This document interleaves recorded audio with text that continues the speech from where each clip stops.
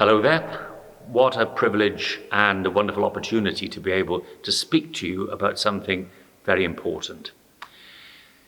Sunday the 11th of October has been designated as Homelessness Sunday. I think some call it Homeless Sunday. There's a little bit of doubt. Doesn't matter.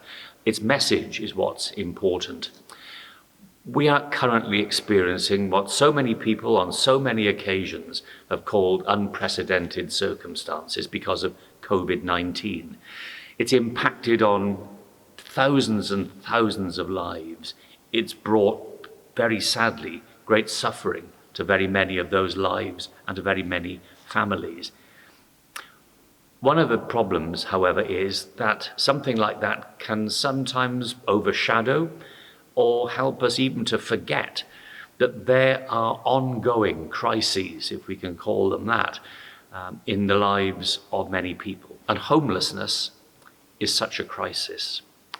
People who are homeless are vulnerable. People who are vulnerable are in danger of suffering, in danger sometimes of sickness, even losing their lives, and in danger of exploitation and abuse by others.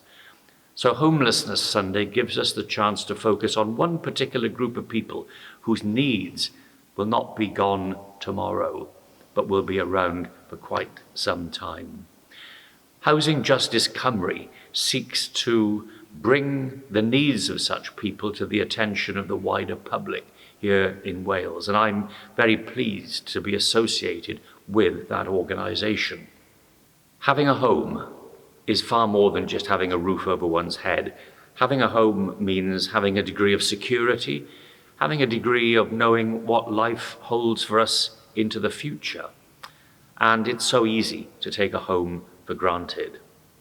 So on the 11th of October, on Homelessness Sunday, please try to focus your thoughts, please try to focus your prayers, and please try to commit to doing what you can to draw to the attention of others who have the capacity to do something about it, the real plight of those who are homeless, their anxiety, their insecurity, and the dangers which they face day by day.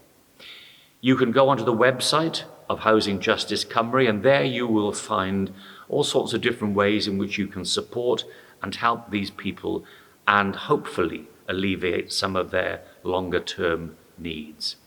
Do what you can. Find out a little bit more. Do what you can to help. Thank you very much indeed for listening.